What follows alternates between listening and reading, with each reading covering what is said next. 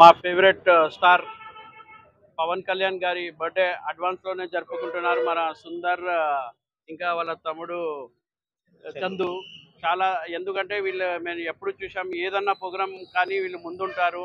అది కూడా ఇప్పుడు మా రాష్ట్రానికి డిప్యూటీ సీఎం పవన్ కళ్యాణ్ గారు మొన్న ఎలక్షన్స్ లో చూసాం ఆయన కృషి ఎంత ఉందో.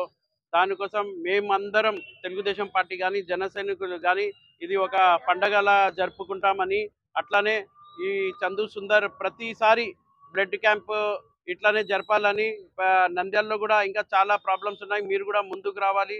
ఏదన్నా చిన్న చిన్న కష్టాలు ఉంటే కూడా మీరు ముందుకు వచ్చి చెప్పండి. అందరు కలిసికట్టుగా మన పార్టీని మన నాయకులని అందరినీ కలిసిగా ఒక స్ట్రాంగ్ మన పార్టీ వెళ్ళి ముందుకు ఇంకా ఫ్యూచర్లో మనం అంతా ఇట్లానే కలిసికట్టుగా ముందుకు వెళ్తామని కోరుకుంటున్నాం. జై హింద్, జై జనసేన, జై తెలుగుదేశం. పవన్ కళ్యాణ్ గారి మన డిప్యూటీ సీఎం పవన్ కళ్యాణ్ గారి జన్మదిన శుభాయించుకొని ఈరోజు నంద్యాలకు సంబంధించిన జనసేన లీడర్స్ చందు, సుందర్, మురళి వీళ్ళందరూ ఇక్కడ రక్తదాన కార్యక్రమాన్ని ఏర్పాటు చేయడం జరిగింది. ఈ రక్తదాన కార్యక్రమం అనేది మహత్తర కార్యక్రమం. ఎందుకంటే ఏదైనా ఆపదలు ఉన్న వ్యక్తులకు రక్తాన్ని వేయడం, అతని ప్రాణాలు కాపాడడం వంటిది. కాబట్టి ఇటువంటి మహత్తర కామాన్ని చేపట్టిన జన సైనికులకు అందరికీ కూడా ధన్యవాదాలు తెలియజేస్తున్నాము.